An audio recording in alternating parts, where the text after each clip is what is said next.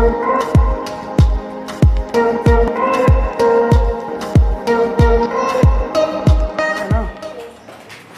Morning बच्चों, आज हम लोग बहुपद जो चैप्टर है उसको पढ़ेंगे। पॉलिनोमियल चैप्टर है। सबसे पहले हम लोग ये जान लेते हैं कि बहुपद क्या होता है, और बहुपद के बारे में जो भी बेसिक चीज़ें हैं हम लोग उन्हीं का अध्ययन करेंगे। बेसिक चीज़ में जैसे मान लीजिए बहुपद पढ़ना है आपको, तो कुछ चीज़ें ऐसी हैं जिनको आपको पहले से पता होना चाहिए। जैसे कि मान लीजिए एक आपका शब्द हम बार बार बोलेंगे, बीजीय व्यंजक, अलजेब्रिक एक्सप्रेशन, बीजीय व्यंजक। उसके बाद फिर उसमें आएगा पद, एक पद आएगा। उसके बाद फिर उसमें आपको बताया जाएगा चर और फिर अचर, ठीक है, चर वेरिएबल और फिर आपके कांस्टेंट अचर। ये सब चीज़ आप जानते हैं पहले से, लेकिन इस चीज़ को पहले हम क्या करेंगे, शुरू से स्टार्ट करेंगे। बहुपद को समझने के लिए सबसे पहले हम जानेंगे बीजीय व्यंजक क्या होते हैं। उसके बाद बीजीय व्यंजक जो समझना है तो इसमें हम बार बार एक शब्द बोलेंगे आपके चर और फिर पुनः अचर। ये दो चीज़ें आपको बार बार इसमें बोली जाएंगी। चर क्या होते हैं? कुछ राशियां ऐसी होती हैं जिनका मान परिस्थिति के अनुसार बदलता रहता है। कुछ राशियां ऐसी होती हैं जिनका मान परिस्थिति के अनुसार बदलता रहता है, उन्हें हम चर कहते हैं, वेरिएबल कहते हैं। और कुछ राशियां ऐसी होती हैं जिनका मान परिस्थिति के अनुसार भी नहीं बदलता है, ठीक है, हमेशा जो है उसका वैल्यू फिक्स है, कोई इतना है तो है, ठीक है, तो उन्हें हम अचर कहते हैं, ठीक है। तो पुनः एक बार, वे राशियां जिनका मान परिस्थिति के अनुसार बदलता है उन्हें हम चर कहते हैं, और वे राशियां जिनका मान परिस्थिति के अनुसार नहीं बदलता है उन्हें अचर कहते हैं, ठीक है। बच्चों, चर के लिए कुछ सिंबल हैं, कुछ प्रतीक हैं जिनके द्वारा चर को प्रदर्शित किया जाता है। जैसे मान लीजिए आपका x है, y है और ये z है, ठीक है। और एक चीज़ और ध्यान रखना है बच्चों, चर को जो भी आपके अल्फ़ाबेट से उसको रिप्रेजेंट आप करेंगे उनको उसके स्मॉल लेटर में ही प्रदर्शित करते हैं, ठीक है। और अचर आपका 3, 4, 5, उसके बाद फिर 6, मतलब जो भी आपके काउंटेबल जो नंबर आपके होते हैं, ठीक है ना, ये जो होते हैं आपके अचर होते हैं। कभी कभी आपको सुनने को ये मिलता है, कुछ किताबों में आप देखेंगे या कुछ टीचर्स भी आप लोग बताते हैं कि आपके जो A, B और C, A, B, C जो होते हैं अचर होते हैं, जबकि ऐसा कुछ नहीं है। अगर आप एक इक्वेशन, समीकरण लिखें, ध्यान से आप देखें इस चीज़ को, बहुत ये बारीक चीज़ है, इसको समझना बहुत ज़रूरी है आपके लिए, क्योंकि हमेशा आप कन्फ्यूज़न में रहेंगे कि A, B, C, उसके बाद D, उसके बाद X, Y, Z, ठीक है। ये आपका अभी आपने बताया कि ये चर हैं और उसके बाद फिर अचर कैसे हो गए, ठीक है। तो कुछ कंडीशन ऐसे होते हैं, जैसे मान लीजिए कि ये आपका ये चर है, ठीक है, क्योंकि x का मान आप कहीं 0 देखते हैं, x का मान कहीं पे 3 देखते हैं, x का मान कहीं पे 4 देखते हैं, मतलब परिस्थिति के अनुसार बदलता हुआ आपको मिलता है। उसके बाद फिर आप कहीं पे y का मान 0 देखते हैं, y का मान आप 3 देखते हैं, y का मान 6 देखते हैं, मतलब परिस्थिति के अनुसार इसका भी मान बदलता है, ठीक है। a का मान भी जो है, a का मान यदि मैं एक समीकरण लिखूँ, a ऋण 5 और बराबर यहाँ पे मैं लिख दूँ 2, तो a बराबर आपका आ जाएगा ऋण 5 का पक्षांतर होगा तो 2 धन 5 हो जाएगा, और a बराबर 5 और 2 7 हो जाएगा, a का मान 7 निकल गया। फिर मैं एक समीकरण लिखूं a + 5 = 7, तो a = 7 - 5, तो a = 2। a का मान भी परिस्थिति के अनुसार बदल रहा है। इसका मतलब परिभाषा के अनुसार अगर देखा जाए तो a भी एक क्या है, चर है, ठीक है ना। उसके बाद फिर तो बच्चों a क्या है, चर। तो इस चीज को ध्यान देना है, b भी आपका चर है, c भी चर है, लेकिन हाँ किस कंडीशन में हो सकता है कि किसी चर का गुणांक, ये चर आपका x है बच्चों, ठीक है, चर का गुणांक कोई वास्तविक संख्या है, 2 है, 3 है, मैं लिख दूं यहाँ पे 2, तो ये 2x हो गया, x का ये गुणांक हो गया 2, ठीक है। तो यहाँ पे आपको पता नहीं है कि क्या है, तो हम क्या करते हैं कि यहाँ पे हम एक ए लगा देते हैं और वहाँ पे बताते हैं कि ए एक वास्तविक संख्या है। ए एक वास्तविक संख्या है, मतलब आपका ए के स्थान पे 2 हो सकता है, 3 हो सकता है। तो ए बच्चों जो है ये अचर है, सॉरी 2 जो है बच्चों, यहाँ पे जो 2 है ये अचर है, ठीक है। तो उस कंडीशन में ए के स्थान पे 2 है, क्योंकि उस चीज़ को हम समझते हैं, ठीक है, कि यहाँ पे अगर कोई इसका गुणांक 2x मैं लिख दूँ तो ए के स्थान पे अगर कंपेयर किया जाएगा तो ए बराबर यहाँ पे क्या है, 2 है। तो जब 2 है तो ए वहाँ पे जो है अचर का काम कर रहा है, क्योंकि अचर के 2 अचर हैं और अचर के स्थान पे यहाँ पे ए है, तो उस कंडीशन में ए अचर है, ठीक है ना। लेकिन यदि आप जब इक्वेशन एक सॉल्व करते हैं, इक्वेशन जब बनाते हैं, समीकरण बनाते हैं और उसको जब हल करते हैं, तो ऐसा नहीं है कि जो भी आपके समीकरण होते हैं उसमें केवल x, y और z ही होते हैं, ऐसा नहीं है। आप यदि एक इक्वेशन बनाएंगे तो यहाँ पे इक्वेशन ये भी बन जाएगा कि 2a + 3 = 9, इक्वेशन है ये, ठीक है। तो इक्वेशन है तो इसमें a का वैल्यू आप यहाँ से निकालेंगे, तो a का वैल्यू जब निकालेंगे तो a का वैल्यू यहाँ पे कुछ ना कुछ आएगा, उसके बाद फिर मैं एक इक्वेशन a के रूप में लिख सकता हूँ a वाला में, ठीक है। तो जब a के पद में जब हम लिखेंगे तो वहाँ भी कुछ ना कुछ आपको a का वैल्यू आएगा।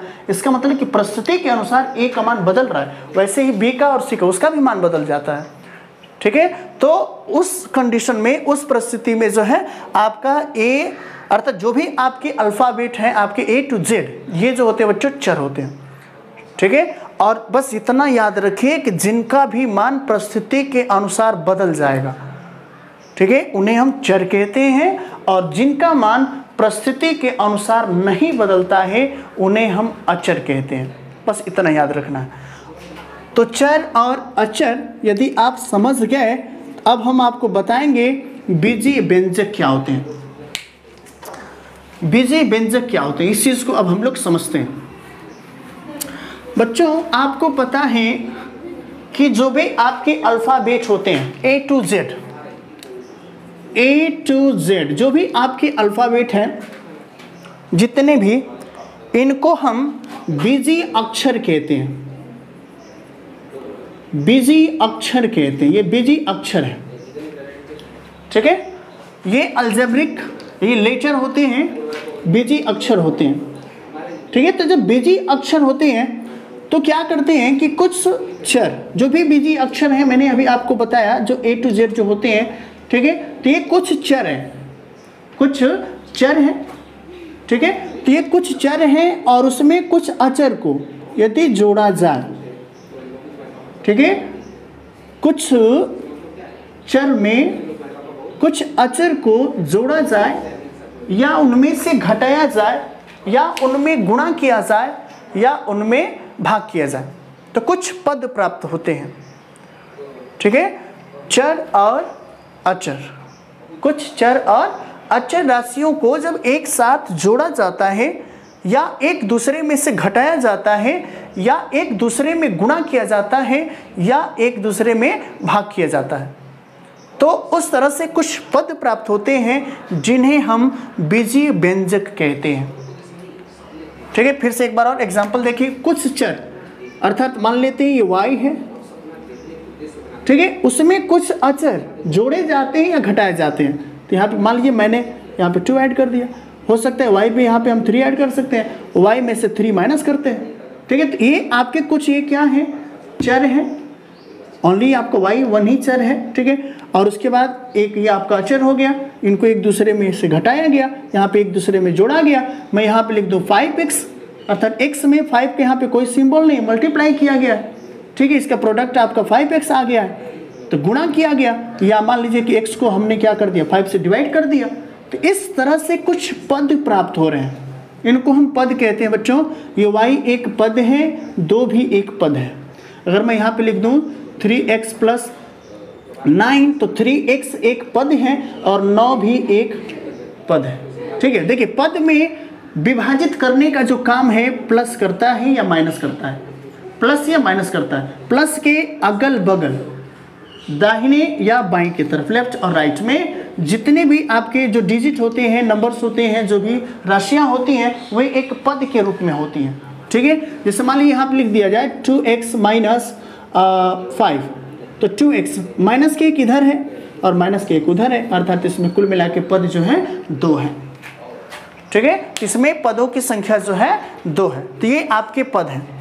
ठीक, अभी हमने बताया अभी आपको बीजीय व्यंजक के लिए कि कुछ चर और अचर राशियों को एक दूसरे में जोड़ा जाता है या एक दूसरे में से घटाया जाता है या एक दूसरे में गुणा किया जाता है या एक दूसरे में भाग किया जाता है, तो कुछ पद प्राप्त होते हैं। देखिए जैसे यहाँ पे पद प्राप्त किया गया।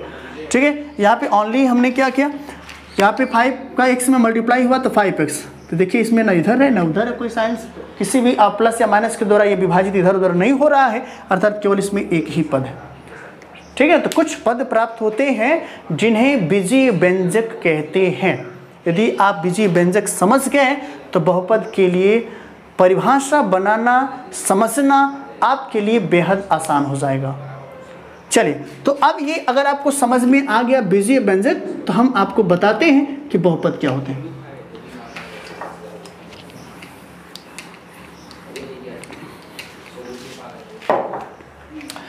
देखिए बहुपद में होता क्या है, बहुपद की परिभाषा के लिए आप बताएंगे कि यदि किसी बीजीय व्यंजक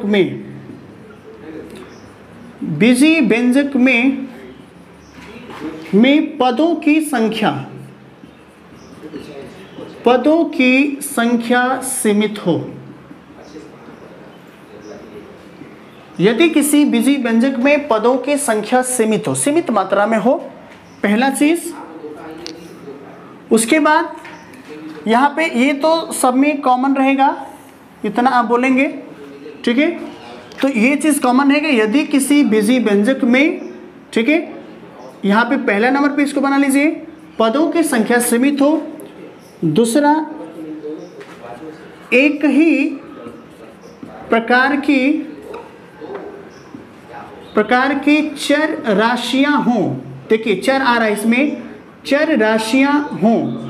बीजीय व्यंजक भी यहाँ पे आ रहा है, तो आप समझ रहे होंगे कि एक दूसरे को, चर और अचर को एक दूसरे में जोड़ा गया होगा, घटाया गया होगा, गुणा या भाग किया गया होगा। ठीक है, आप समझ पा रहे होंगे। ठीक है, लेकिन बहुपद किसको कहेंगे, किस बीजीय व्यंजक को बहुपद आप कहेंगे, क्योंकि सभी बहुपद जो है, सभी बीजीय व्यंजक जो है बहुपद नहीं होते हैं, सभी बीजीय व्यंजक बहुपद नहीं होते हैं, इसको आपको ध्यान में रखना है। अर्थात यदि किसी बीजीय व्यंजक में पदों की संख्या सीमित हो, आपको दिख रही है। उसके बाद यदि एक ही प्रकार की चर राशियां हों, क्योंकि आपको बच्चों पढ़ना है एक चर में बहुपद, एक चर में बहुपद, उसमें ओनली x होगा या ओनली y होगा, ओनली t होगा या ओनली a होगा, एक चर में बहुपद पढ़ना है। ठीक है, अगर मैं लिख दूं 3x + y, तो बच्चे इसमें 2 चर हैं। ठीक है, तो ये 2 चर में बहुपद होगा, लेकिन आपको पढ़ना है एक चर में बहुपद। अर्थात मैं लिख दूं 3x + 5, आप देख रहे हैं कि आपका एक ही चर है इसमें, अर्थात इस तरह के आपको पढ़ना है। ठीक है ना, तो एक ही प्रकार की चर राशियां होनी चाहिए उसमें। उसके बाद तीसरा, चर राशि का गुणांक एक वास्तविक संख्या हो, चर राशि का गुणांक एक वास्तविक संख्या हो। और जो सबसे महत्वपूर्ण चीज है, सभी परिभाषा को पूर्ण कर देगा केवल ये चौथा वाला। सब कुछ आप जानते हैं, ठीक है, अगर आप नहीं भी जानते हैं, ठीक है, सब कुछ जानते हैं और इसको नहीं जानते हैं, तो फिर आपका परिभाषा पूर्ण आपका नहीं हो पाएगा। ठीक है, गलत हो जाएगा। लेकिन यदि आप ये चौथा वाला आप जानते हैं, इसमें का जो फोर्थ वाला टॉपिक है, यदि आपको पता है, तो ये परिभाषा आपका यहीं से पूर्ण हो जाएगा। ठीक है, तो इसमें आप लिखेंगे चर राशि की घात धन पूर्णांक हो। बच्चों, धन पूर्णांक पॉजिटिव इंटीजर, धन पूर्णांक को एक और नाम से जानते हैं ऋणोत्तर पूर्णांक, इसको आप कह सकते हैं, ध्यान दीजिएगा, ऋणोत्तर पूर्णांक। तो बच्चों हम धन पूर्णांक को ऋणोत्तर पूर्णांक भी कहते हैं। तो ये चारों कंडीशन आप याद रखें। अभी हमने बताया आपको कि इन तीनों में, यदि आप इन तीनों में से किसी को भी आप नहीं जानते, ठीक है, इन तीनों में किसी को नहीं जानते, मात्र आप चौथा को जानते हैं, ठीक है, तो आप बहुपद बता पाएंगे और देख के समझ भी पाएंगे कि वो बहुपद है या नहीं है। चलिए अब कुछ एग्जांपल्स, कुछ उदाहरण देखते हैं। जैसे मान लीजिए मैं लिख दूं यहाँ पे 5x + 3, इन सब को छोड़ दो, आप तीनों को छोड़िए, ठीक है। बस इसको यदि पूरा कर रहा होगा इसको, तो सबको पूरा कर देगा ये।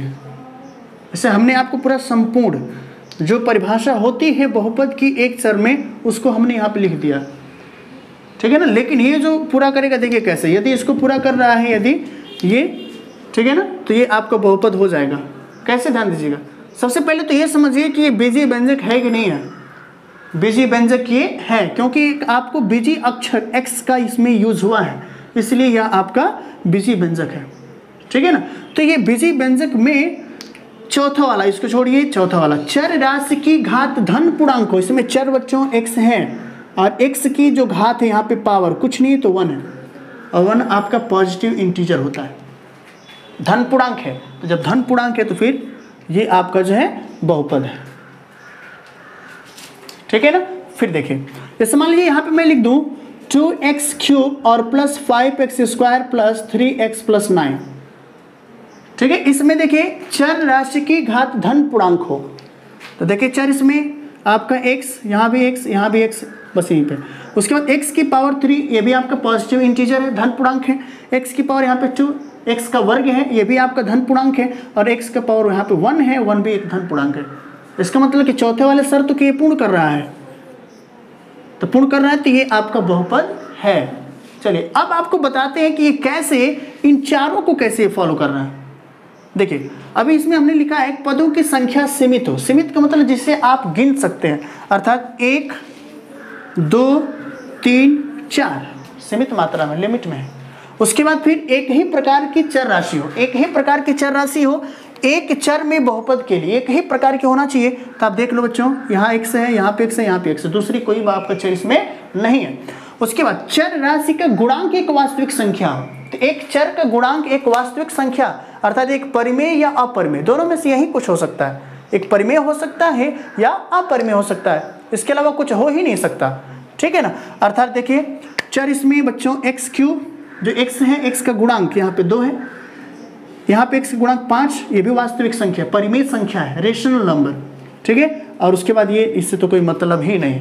इसका मतलब कि अगर चौथे कंडीशन को यदि फॉलो कर रहा है कोई भी बीजीय व्यंजक, तो वह बहुपद हो जाता है। हिसाब करोगे। चलिए कुछ एग्जांपल्स और देखते हैं। जैसे मान लीजिए बच्चों, ये हो गया आपका √x + 5, जो आपको बेसिक बताए जा रहे हैं, आपको एक्सरसाइज 2.1 सॉल्व करने के लिए काफ़ी है, इतना आपको ध्यान में रखना है। बस ध्यान से बस देखिए आप, √ ये x + 5 है, बस इसमें आपको चर पे ध्यान देना है, बस चर पे ध्यान देना है, अचर से कोई मतलब नहीं है आपका, चर पे आप ध्यान देंगे।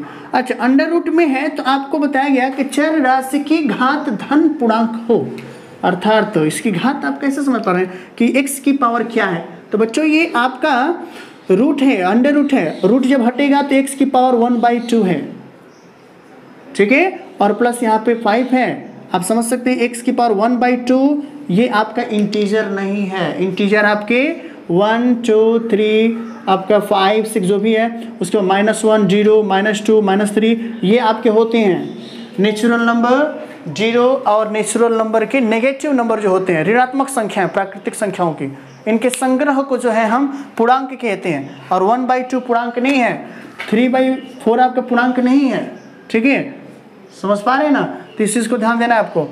तो यहाँ पे √x, तो देख सकते हैं आप, ये आपका ये धनात्मक तो है, पॉजिटिव है, ये 1/2 जो है पॉजिटिव है, बट आपका ये पूर्णांक नहीं है, इसलिए यह बहुपद नहीं है, ठीक है। उसके बाद √ या x + √2, तो आप सोचेंगे कि इसमें जब √ था तो ये आपका बहुपद नहीं था, इसलिए बहुपद नहीं होगा। अभी हमने उसमें ही बताया था कि जो उसमें चर है उस पर ध्यान देना है आपको। चर इसमें x है तो x की पावर देखेंगे क्या है, 1 है, कुछ नहीं तो 1 है, ठीक है, पॉजिटिव इंटीजर है, 1 एक आपका पॉजिटिव धनात्मक पूर्णांक है, इसलिए यह बहुपद आपका है। तो बच्चों हम लोग जो है बहुपद के बारे में इतनी सारी जानकारी हमने प्राप्त कर लिया है, ठीक है। अब हम लोग इसका पार्ट सेकेंड, ये पार्ट फर्स्ट है और उसके बाद इसका पार्ट सेकेंड बनाएंगे और उसमें बहुपद के प्रकार हम लोग देखेंगे कि बहुपद कितने प्रकार के होते हैं, ठीक है। और उसमें फिर डिटेल से पूरा उसके बारे में हम लोग जानेंगे।